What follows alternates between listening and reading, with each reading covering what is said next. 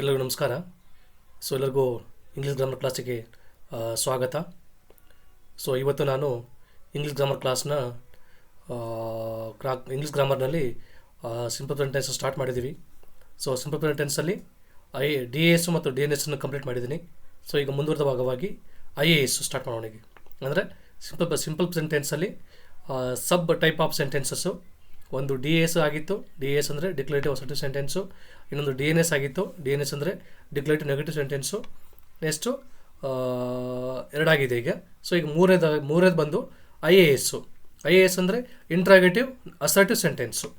ಈ ಕ್ಲಾಸಲ್ಲಿ ನಾನು ಇಂಟ್ರಾಗೇಟಿವ್ ಅಸರ್ಟಿವ್ ಸೆಂಟೆನ್ಸ್ ಅಂದರೆ ಏನು, ಅದಕ್ಕೆ ವಿತ್ ಎಕ್ಸಾಂಪಲ್ ಕೊಡ್ತಾ ಹೋಗ್ತೀನಿ. ಅದನ್ನು ಪ್ರತಿಯೊಬ್ಬರು ಕೂಡ ನೀಟಾಗಿ ನೋಡ್ತಾ ಹೋಗಿ. ಐ ಎ ಎಸ್ ಅಂತಂದರೆ ಇಂಟ್ರಾಗೇಟಿವ್ ಅಸರ್ಟಿವ್ ಸೆಂಟೆನ್ಸ್. ಇಂಟ್ರಾಗೇಟಿವ್ ಅಂದರೆ ಪ್ರಶ್ನಾರ್ಥಕ ಸಾಧಾರಣ ವಾಕ್ಯಗಳು. ಇಂಟ್ರಾಗೇಟಿವ್ ಅಂದರೆ ಪ್ರಶ್ನಾರ್ಥಕ. ಇಂಟ್ರಾಗೇಟಿವ್ ಅಸರ್ಟಿವ್ ಸೆಂಟೆನ್ಸ್ ಅಂದರೆ ಪ್ರಶ್ನಾರ್ಥಕ ಸಾಧಾರಣ ವಾಕ್ಯಗಳು. ನಾವು ಫಸ್ಟ್ ಎರಡು ಕ್ಲಾಸ್ ಮಾಡುವಾಗ ಡಿ ಎಸ್ ಅಂದರೆ ಸಿಂಪಲ್ ಸೆಂಟೆನ್ಸು, ಸಾಧಾರಣ ವಾಕ್ಯಗಳು ಕಲ್ಕೊಂಡಿವಿ.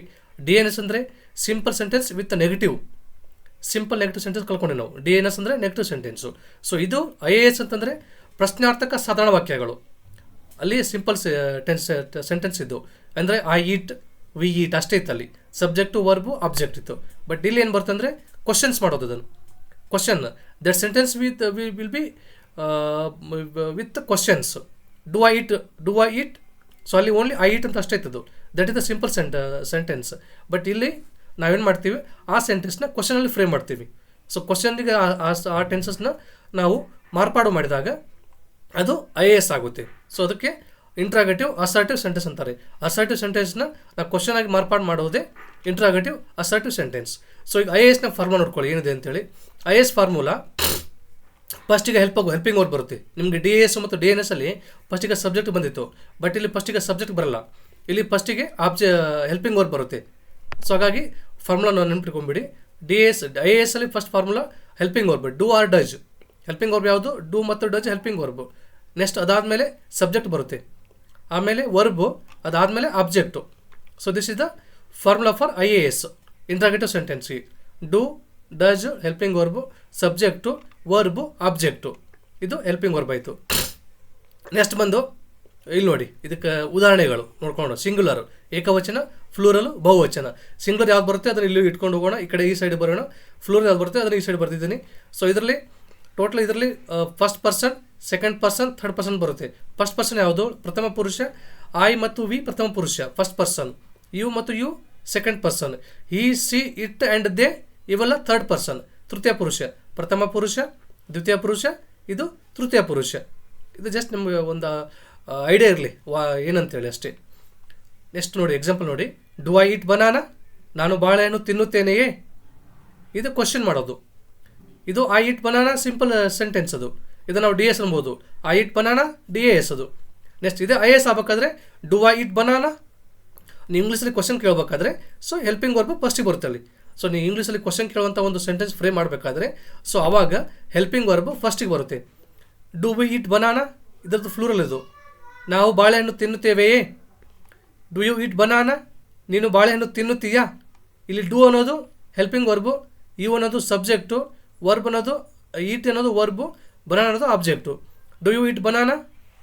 ನೀವು ಬಾಳೆಹಣ್ಣು ತಿನ್ನುತ್ತೀರಾ? ಇಲ್ಲಿ ಇದು ಫ್ಲೂರಲ್ಲು. ನೀವು ಬಾಳೆಹಣ್ಣು ತಿನ್ನುತ್ತೀರಾ? Do you eat banana. Next does he eat banana? ಅವನು ಬಾಳೆಹಣ್ಣು ತಿನ್ನುತ್ತಾನೆಯೇ? Does he eat banana? ಅವನು ಬಾಳೆಹಣ್ಣು ತಿನ್ನುತ್ತಾನೆಯೇ?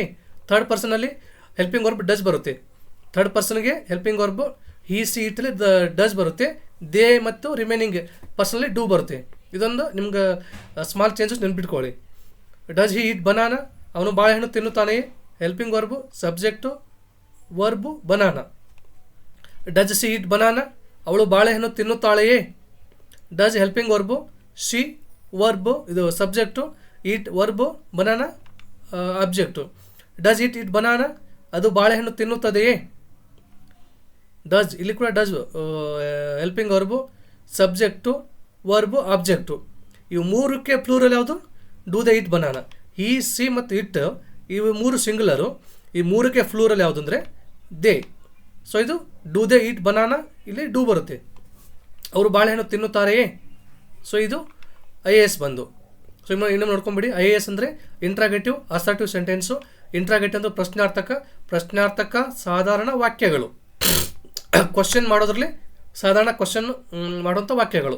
ಸೊ ಇವೆಲ್ಲ ವಾಕ್ಯಗಳು ನಾವು ಕ್ವಶನ್ಸ್ ಕೇಳಬೇಕಾದ್ರೆ ಈ ಸೆಂಟೆನ್ಸ್ನ ನಾವು ಯೂಸ್ ಮಾಡ್ತೀವಿ. ಸೊ ಇದಕ್ಕೆ ಫಾರ್ಮುಲಾ ಬಂದು first helping verb do does helping verb ಬರುತ್ತೆ. ನೆಕ್ಸ್ಟ್ ಸಬ್ಜೆಕ್ಟು, ವರ್ಬು ಮತ್ತು ಆಬ್ಜೆಕ್ಟು. ನೆಕ್ಸ್ಟ್ ಇದಕ್ಕೆ ಸಿಂಗ್ಯುಲರ್ ಬಂದು I, we, I, you, he, she, it singular. Plural ಬಂದು ವಿ, ಯು, ದೇ ಫ್ಲೂರಲು. ಇದಕ್ಕೆ ಇದರಲ್ಲಿ ಆಲ್ಮೋಸ್ಟ್ ಇದೆಲ್ಲ ಎಲ್ಲ ಟೆನ್ಸಸಲ್ಲಿ ಸೇಮ್ ಬರುತ್ತೆ. ಇದು ನೆನ್ಪಿಟ್ಕೊಳ್ಳಿ. ನೆಕ್ಸ್ಟ್ ಬರ್ತಾ ಹೇಳ್ತಾ ಹೋಗ್ತೀನಿ. ಇದು ನೆನಪಿರಲಿ. First person, second person, third person. ಇದಿಷ್ಟು ಬಂದು ನಿಮಗೆ ಇದನ್ನ ಹೇಳ್ಬೋದು IAS. ಇದಕ್ಕೆ example do I it banana, do we it banana. ನಾನು ಬಾಳೆಹಣ್ಣು ತಿನ್ನುತ್ತೇನೆಯೇ, ನಾವು ಬಾಳೆಹಣ್ಣು ತಿನ್ನುತ್ತೇವೆಯೇ.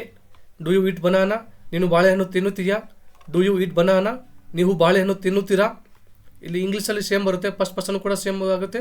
ಇದು ಫ್ಲೋರಲ್ ಕೂಡ ಸಿಂಗ್ಯುಲರ್ ಕೂಡ ಸೇಮ್ ಆಗುತ್ತೆ. ಸೆಕೆಂಡ್ ಪರ್ಸನು ಫ್ಲೋರಲ್ ಕೂಡ ಸೇಮ್ ಆಗುತ್ತೆ. ಬಟ್ ನಾವು ಕನ್ನಡದಲ್ಲಿ ಬೇರೆ ಆಗುತ್ತೆ. ಇದು ನೀನು ಬಾಳೆಹಣ್ಣು ತಿನ್ನುತ್ತೆ ಅಂತ ಇಲ್ಲಿ ಬರ್ತೀವಿ, ನೀವು ಬಾಳೆಹಣ್ಣು ತಿನ್ನುತ್ತರ ಅಂತೇಳಿ ಇಲ್ಲಿ ಬರುತ್ತೆ. ಬಟ್ ಇಂಗ್ಲೀಷಲ್ಲಿ ಎರಡು same. Next does he it banana, ಅವನು ಬಾಳೆಹಣ್ಣು ತಿನ್ನುತ್ತಾನೆಯೇ. ಡಸ್ ಹಿ ಇಟ್ ಬನಾನಾ, ಅವಳು ಬಾಳೆಹಣ್ಣು ತಿನ್ನುತ್ತಾಳೆಯೇ. ಡಸ್ ಇಟ್ ಬನಾನಾ, ಅದು ಬಾಳೆಹಣ್ಣು ತಿನ್ನುತ್ತದೆಯೇ. ಡೂ ದೇ ಇಟ್ ಬನಾನಾ, ಅವರು ಬಾಳೆಹಣ್ಣು ತಿನ್ನುತ್ತಾರೆಯೇ. ಇದು ಬಂದು IAS. ಸೊ ಇಷ್ಟನ್ನು ನೀವು ಫಾರ್ಮುಲಾ ನೆನಪಿಟ್ಕೊಳ್ಳಿ.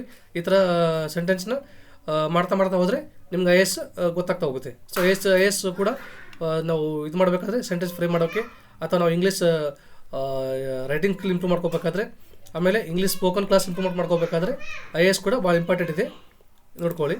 ನೆಕ್ಸ್ಟ್ ಬಂದು INS ನೋಡ್ಕೊಳ್ಳೋಣ. ನೆಕ್ಸ್ಟು ಸಿಂಪಲ್ ಸೆಂಟೆನ್ಸಲ್ಲಿ INS.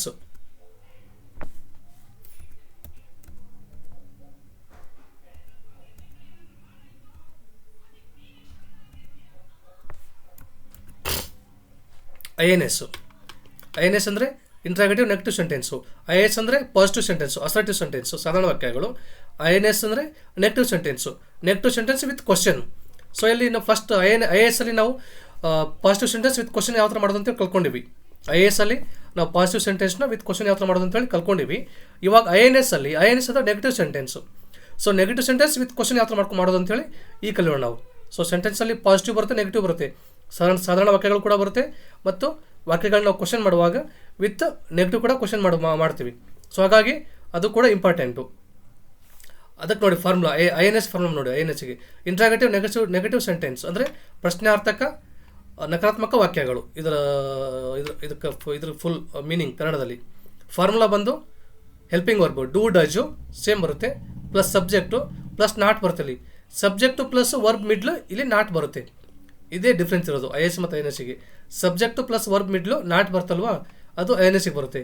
ಲಾಸ್ಟಿಗೆ ಆಬ್ಜೆಕ್ಟು ನೋಡ್ಕೊಳ್ಳಿ. Singular do I not eat banana, do helping verb ಬಂತು, ಐ ಸಬ್ಜೆಕ್ಟ್ ಬಂತು, ನಾಟ್ ಬಂತು ನೋಡಿ. Not verb banana. Do I not eat banana, ನಾನು ಬಾಳೆಹಣ್ಣು ತಿನ್ನುವುದಿಲ್ಲವೇ. Do we not eat banana plural, ನಾವು ಬಾಳೆಹಣ್ಣು ತಿನ್ನುವುದಿಲ್ಲವೇ. ಇದು first person. Second person do you not eat banana, ನೀನು ಬಾಳೆಹಣ್ಣು ತಿನ್ನುವುದಿಲ್ಲವೇ. Singular plural do you not eat banana, ನೀವು ಬಾಳೆಹಣ್ಣು ತಿನ್ನುವುದಿಲ್ಲವೇ. ಇದು ಫ್ಲೂರಲು. ಇದರಲ್ಲಿ ಡೂ ಅನ್ನೋದು helping verb, you subject, not eat verb, banana object. ಗೊತ್ತಾಯ್ತಲ್ವಾ. Next third person does he not eat banana, ಅವನು ಬಾಳೆಹಣ್ಣು ತಿನ್ನುವುದಿಲ್ಲವೇ. ಇಲ್ಲಿ ಡಸ್ ಬರುತ್ತೆ ಹೆಲ್ಪಿಂಗ್ ವರ್ಬು, ಗೊತ್ತಿದ್ದಲ್ವಾ. ಈ ಸಿ ಮತ್ತು ಇಟ್ಟಿಗೆ ಡಸ್ ಬರುತ್ತೆ. ಡಸ್ ಹೆಲ್ಪಿಂಗ್ ವರ್ಬು, ಈ subject, not verb eat, object banana, ಅವನು ಬಾಳೆಹಣ್ಣು ತಿನ್ನುವುದಿಲ್ಲವೇ. Does she not eat banana, ಅವಳು ಬಾಳೆಹಣ್ಣು ತಿನ್ನುವುದಿಲ್ಲವೇ. Does it not eat banana, ಅದು ಬಾಳೆಹಣ್ಣು ತಿನ್ನುವುದಿಲ್ಲವೇ. ಇದು ಮೂರಕ್ಕೆ plural do they not eat banana, ಅವರು ಬಾಳೆಹಣ್ಣು ತಿನ್ನುವುದಿಲ್ಲವೇ.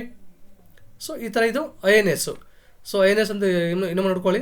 INS ಅಂತಂದರೆ ಇಂಟ್ರಾಗೇಟಿವ್ ನೆಗೆಟಿವ್ ಸೆಂಟೆನ್ಸ್ ಅಂತೇಳಿ. ಸೊ ನೆಗೆಟಿವ್ ಸೆಂಟೆನ್ಸ್ ಅಂತಂದರೆ ಅದರಲ್ಲಿ ನಾಟ್ ಬರುತ್ತೆ. ನೆಗೆಟಿವ್ ಸೆಂಟೆನ್ಸ್ ಯೂಸ್ ಮಾಡುವಾಗ ನಾಟ್ ಬರುತ್ತೆ.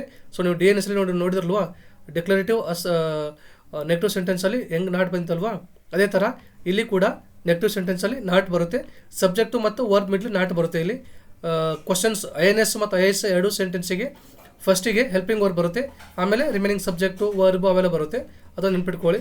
ಸೊ ಹಾಗಾಗಿ ನಿಮ್ಗೆ ಇದು ಈಜಿಯಾಗಿ ಬರಬೇಕಾದ್ರೆ ನೀವು IAS ಮತ್ತು INS ಅಲ್ಲಿ ಸೆಂಟೆನ್ಸ್ನ ಈಜಿಯಾಗಿ ಫ್ರೇಮ್ ಮಾಡೋದು ನಿಮ್ಗೆ ಗೊತ್ತಾಗಬೇಕಂತಂದರೆ ಸೊ ನೀವು ಫಾರ್ಮುಲಾ ಕರೆಕ್ಟಾಗಿ ನೆನ್ಪಿಟ್ಕೊಳ್ಳಿ. ಫಾರ್ಮುಲಾ ಪ್ರಕಾರ ಹೋಮ್ವರ್ಕ್ ಪ್ರಾಕ್ಟೀಸ್ ಮಾಡಿ. ಆ್ಯಸ್ ಪರ್ ಫಾರ್ಮುಲಾ ಪ್ರಕಾರ ಒಂದು ಪ್ರತಿಯೊಂದಕ್ಕೂ ಕೂಡ ಜಾಸ್ತಿ ಹೆಚ್ಚು ಪ್ರಾಕ್ಟೀಸ್ ಮಾಡಿ. ನೀವು ಹೆಚ್ಚು ಪ್ರಾಕ್ಟೀಸ್ ಮಾಡ್ತಾ ಸೊ ನಿಮ್ಗೆ ಆಟೋಮೆಟಿಕ್ಕಾಗಿ ಆ ಫ್ಲೋದಲ್ಲೇ ಬರುತ್ತೆ ಸೆಂಟೆನ್ಸ್ ಆಟೋಮೆಟಿಕ್ಕಾಗಿ. ಈಗ ನೀವು ಫ್ಲೋ ಆಟೋಮೆಟಿಕ್ ನೀವು ಸ್ಟಾರ್ಟ್ ಮಾಡಿದ ಸಾಕು ಆಟೋಮೆಟಿಕ್ ನಿಮ್ಗೆ helping verb, subject, not, verb, object automatic ಬರ್ತಾನೆ ಇರ್ತದೆ, ನಿಮ್ಗೆ ಯಾವುದೇ ಕೂಡ ಮಿಸ್ ಆಗಲ್ಲ. ಬಟ್ ಇದಕ್ಕೆ ಪ್ರಾಕ್ಟೀಸ್ ಇಸ್ ಮೇನ್ ಇಂಪಾರ್ಟೆಂಟ್. ನೀವು ಎಷ್ಟು ಪ್ರಾಕ್ಟೀಸ್ ಮಾಡ್ತೀರಾ ಅಷ್ಟು ಪರ್ಫೆಕ್ಟ್ ಆಗ್ತೀರ ನೀವು. ಸೊ ಹಾಗಾಗಿ ಪ್ರಾಕ್ಟೀಸ್ ಜಾಸ್ತಿ ಮಾಡಲೇಬೇಕು. ಇದನ್ನು ಬೇರೆ ವರ್ಕ್ ತೊಗೊಂಡು ಪ್ರಾಕ್ಟೀಸ್ ಮಾಡ್ತಾ ಹೋಗಿ. ಸೊ ಇದು ಬಂದು INS ಗೊತ್ತಿತ್ತಲ್ವಾ? INS ಅಂದರೆ ಫಸ್ಟ್ ಹೆಲ್ಪಿಂಗ್ ವರ್ಬ್ ಬರುತ್ತೆ, ಆಮೇಲೆ ಸಬ್ಜೆಕ್ಟ್ ಬರುತ್ತೆ, ನೆಕ್ಸ್ಟ್ ನಾಟ್ ಬರುತ್ತೆ, ಪ್ಲಸ್ ವರ್ಬು, ಆಮೇಲೆ ಆಬ್ಜೆಕ್ಟು. ಈ ಫಾರ್ಮುಲಾ ಇಟ್ಕೊಂಡು ನೀವು ಸೆಂಟೆನ್ಸ್ ಫ್ರೇಮ್ ಮಾಡ್ತಾ ಹೋಗ್ಬೋದು. ಇಲ್ಲಿ ನೋಡಿ, do I not eat banana, ಇಲ್ಲಿ do helping verb, I subject, not eat verb, banana object. ಇದೇ ಥರ do we not eat banana, next do you not eat banana. So ಇದೇ ಥರ ನೀವು ಮಾಡ್ತಾ ಹೋಗ್ಬೋದು. ಇನ್ನೊಂದು ನೀವು ಪ್ರಾಕ್ಟೀಸ್ ಮಾಡುವಾಗ ಓನ್ಲಿ ಇಂಗ್ಲೀಷ್ ಅಷ್ಟೇ ಬರ್ಕೊತ ಹೋಗಬೇಡಿ. ಇಂಗ್ಲೀಷ್ ಜೊತೆಗೇ ನೀವು ಕನ್ನಡ ಕೂಡ ಬರ್ಕೊತ ಹೋಗಿ. ಸೊ ಇಂಗ್ಲೀಷ್ ಜೊತೆಗೆ ನೀವು ಕನ್ನಡ ಬರ್ತಾ ಹೋದರೆ ನಿಮ್ಗೆ ಇನ್ನೂ ಈಜಿ ಆಗುತ್ತೆ. ಅದು ಬರೀ ಇಂಗ್ಲೀಷ್ಗಿಂತ ನೀವು ಎರಡನ್ನೂ ಕೂಡ ಪ್ರಾಕ್ಟೀಸ್ ಮಾಡ್ತಾ ಹೋದರೆ ನಿಮ್ಗೆ ಇನ್ನೂ ಪರ್ಫೆಕ್ಟ್ ಆಗುತ್ತೆ. ಸೊ ನೀವು ಎಷ್ಟು ಹೋಮ್ವರ್ಕ್ ಮಾಡ್ತೀರಾ, ಎಷ್ಟು ಇದನ್ನು ನೀವು ಪ್ರಾಕ್ಟೀಸ್ ಮಾಡ್ತೀರಾ ಅಷ್ಟು ನೀವು ಪರ್ಫೆಕ್ಟ್ ಆಗ್ತೀರಾ. ಆಮೇಲೆ ಆ ಫ್ಲೋದಲ್ಲಿ ನಿಮ್ಮ ಬಾಯಲ್ಲಿ ಪ್ರತಿಯೊಂದು ಸೆಂಟೆನ್ಸ್ ಕೂಡ easy without any grammatical mistake ಆಗದೆ ಬರುತ್ತೆ ನಿಮಗೆ ಆ ಫ್ಲೋದಲ್ಲಿ. ಸೊ ನಿಮಗೆ ಆ ಫ್ಲೋದಲ್ಲಿ ಈಜಿಯಾಗಿ ವಿದಿನ್ ಮಿನಿಟ್ಸಲ್ಲಿ ನಿಮಗೆ ಆನ್ ದ ಸ್ಪಾಟ್ ವರ್ಡ್ ಪ್ರತಿಯೊಂದು ಇಂಗ್ಲೀಷ್ ವರ್ಡು ವಿತ್ ಕರೆಕ್ಟ್ ಗ್ರಾಮೆಟಿಕಲಾಗಿ ಬರಬೇಕಂತಂದರೆ ನೀವು ಪ್ರಾಕ್ಟೀಸ್ ಮಾಡಲೇಬೇಕು. ನೀವು ಎಷ್ಟು ಪ್ರಾಕ್ಟೀಸ್ ಮಾಡ್ತೀರಾ ಅಷ್ಟು ನಿಮಗೆ ಇದ್ರ ಮೇಲೆ ಕಮಾಂಡ್ ಬರುತ್ತೆ. ಸೊ ಹಾಗಾಗಿ ಇವತ್ತಿನ ಕ್ಲಾಸಲ್ಲಿ IAS ಮತ್ತು INSನ ಹೇಳಿಕೊಟ್ಟಿದ್ದೀನಿ. ಸೊ IAS ಮತ್ತು INSನ ಪರ್ಫೆಕ್ಟಾಗಿ ಅತಿ ಹೆಚ್ಚು ಎಷ್ಟು ಸಾಧ್ಯನೋ ಅಷ್ಟು ನಿಮ್ಗೆ ಎಷ್ಟು ಟೈಮ್ ಸಿಗುತ್ತೋ ನೀವು ಅಷ್ಟು ಇದನ್ನು ಪ್ರಾಕ್ಟೀಸ್ ಮಾಡಿ. ಎಷ್ಟು ಪ್ರಾಕ್ಟೀಸ್ ಮಾಡೋದು ಕಡಿಮೆನೇ. ಸೊ ನಿಮ್ಗೆ ಪರ್ಫೆಕ್ಟ್ ಆಗೋವರೆಗೂ ಪ್ರಾಕ್ಟೀಸ್ ಮಾಡ್ತಾಯಿರಿ. ದಿನ ಪ್ರಾಕ್ಟೀಸ್ ಮಾಡಲೇಬೇಕು. ಅಷ್ಟು ಪ್ರಾಕ್ಟೀಸ್ ಮಾಡಿದ ಮೇಲೆ ಮತ್ತೆ ನಿಮಗೆ ಇದಾಗುತ್ತೆ. ಯಾಕಂದರೆ IAS ಮತ್ತು INS ಸೆಂಟೆನ್ಸ್ ಇದೆ ಅಲ್ವಾ, ಅದು ಭಾಳ ಇಂಪಾರ್ಟೆಂಟು. ಯಾಕಂದರೆ ನಾವು ಕಮ್ಯುನಿಕೇಷನ್ ಸ್ಕಿಲ್ ಮಾಡಬೇಕಾದ್ರೆ, ಅಥವಾ ಇಂಗ್ಲೀಷ್ ಗ್ರಾಮರ್ ನಮ್ಗೆ ಪರ್ಫೆಕ್ಟ್ ಆಗಬೇಕಾದ್ರೆ, ಅಥವಾ ನಾವು ನಮ್ದು ರೈಟಿಂಗ್ ಇಂಪ್ರೂವ್ಮೆಂಟ್ ಆಗಬೇಕಾದ್ರೆ, ಅಥವಾ ನಾವು ಬೇರೆಯವ್ರ ಜೊತೆ ಇಂಗ್ಲೀಷಲ್ಲಿ ಕಮ್ಯುನಿಕೇಟ್ ಮಾಡಬೇಕಾದ್ರೆ, ನಮ್ಮ ಸ್ಪೋಕನ್ ಇಂಗ್ಲೀಷ್ ಇಂಪ್ರೂವ್ಮೆಂಟ್ ಆಗಬೇಕಾದ್ರೆ ಸೊ INS ವಾಕ್ಯಗಳು ಭಾಳ ಇಂಪಾರ್ಟೆಂಟು. IAS ಮತ್ತು INS ಯಾಕಂದರೆ ನಾವು ಕ್ವಶನ್ನಲ್ಲಿ ಕಾಮನ್ ಆಗಿ ಪ್ರತಿಯೊಬ್ಬರಿಗೆ ಗೊತ್ತು, ಸಿಂಪಲ್ ಸೆಂಟೆನ್ಸ್ ಹೇಳ್ಬಿಡ್ತೀವಿ. ಬಟ್ ಇನ್ನೊಬ್ಬರಿಗೆ ನಾವು ಕ್ವಶನ್ ಕೇಳಬೇಕಾದ್ರೆ ನಾವೆಲ್ಲ ನಮ್ಮ ಗಡಿಬಿಡಿಗೊಳ್ತೀವಿ ಯಾವ ಥರ ಕ್ವಶನ್ಸ್ ಕೇಳಬೇಕಂತೇಳಿ. ಸೊ ಹಾಗಾಗಿ ನೀವು ಆ ಟೈಮಲ್ಲಿ ನಿಮ್ಗೆ ಏನಾರು ಈಜಿಯಾಗಿ ನಿಮ್ಮ ಆ ಒಂದು ಸ್ಕಿಲ್ ನಿಮ್ಗೆ ಬರಬೇಕಂತಂದರೆ ಸೊ ನೀವು ಇದನ್ನು ಈಜಿಯಾಗಿ ನೀವು ಇದನ್ನು ಪರ್ಫೆಕ್ಟಾಗಿ ಪ್ರಾಕ್ಟೀಸ್ ಮಾಡ್ತಾ ನಿಮ್ಗೊಂದು ಕಮಾಂಡ್ ಬರುತ್ತೆ. ಸರಿನಾ? ಓಕೆ, ಎಲ್ಲರೂ ಕೂಡ ಈ ಕ್ಲಾಸ್ನ ತಪ್ಪದೆ ಕೇಳಿ. ಸೊ ನಿಮಗೆ ಈ ಕ್ಲಾಸ್ ಇಷ್ಟ ಆಗಿದರೆ ಸೊ ದಯವಿಟ್ಟು ಈ ಕ್ಲಾಸನ್ನು ನಿಮ್ಮ ಫ್ರೆಂಡ್ಸಿಗೆ ಮತ್ತು ನಿಮ್ಮ ಪ್ರತಿಯೊಬ್ಬರಿಗೂ ಶೇರ್ ಮಾಡಿ, ಹಾಗೂ ಲೈಕ್ ಮಾಡಿ, ಹಾಗೂ ಸಬ್ಸ್ಕ್ರೈಬ್ ಮಾಡಿ. ಎಲ್ಲರಿಗೂ ಧನ್ಯವಾದಗಳು. Have a good day.